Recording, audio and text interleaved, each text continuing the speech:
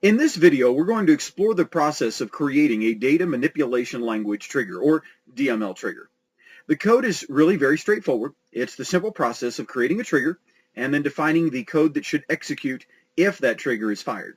So we see, first of all, the create trigger statement and the name of the trigger.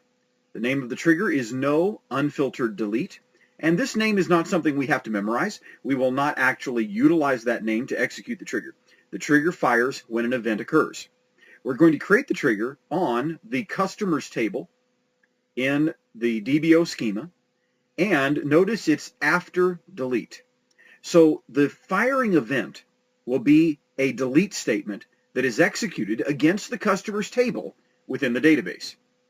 Now, we're going to do our logical analysis and say that if the count from deleted is greater than 1, we're going to take some action. Now, here's the thing. What is deleted? Well, deleted is a virtual table, if you will, that exists, and it contains in it the records that will be deleted if we allow the code to be finalized. So by selecting the count of records from the virtual table deleted, we can determine if there's more than one record being deleted or not. We want to allow only the deletion of one record at a time. So we're saying if it's greater than 1, then begin the actual code of the trigger, which is going to take action against the delete statement. And what we're going to do is simply print a statement. You cannot delete more than one record in a single action. And then we'll roll back the transaction. These two keywords take care of not allowing it to do the deletion.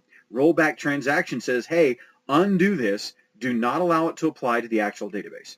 And then we have some test code here to try it out. So let's begin by creating the trigger. We'll highlight all of the trigger code and click execute. So only that portion of the code in this window will run. It says the command completed successfully, and this means that we should now have that trigger. And if we go into our programmability section and then database triggers, we'll right click and refresh. And we can see it's not showing us any database triggers. Well, why is that? Because this is a table trigger, right? So let's look at the table and then go into triggers there, and here we see it. So the trigger does exist. If we right click on it, let's see what we can do with triggers. We can choose new trigger. We can modify this trigger, which is simply going to bring up the script code for the trigger and allow us there to alter the trigger and change that code. We'll close that down. We can right click and choose to disable the trigger. So maybe you have a trigger and you do want to now go in as the administrator and in this case delete several customer records all at once. Then you might want to disable the trigger, run your code, and then you could re-enable the trigger. So there's very useful administrative GUI type functions that you can do with triggers once you have created them. But you don't really have a GUI for creating the trigger. You do that in code. Well, let's go ahead and run our delete statement here and see if we can just delete everything from the customers table. We'll execute that. Uh-oh, it comes back and says you cannot delete more than one record in a single action.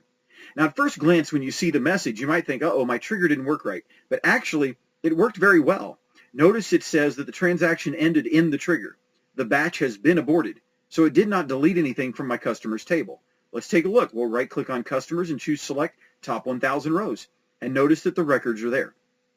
So it did not delete any of the records from the customers table simply because I tried to delete more than one record at a time. This is the power of triggers.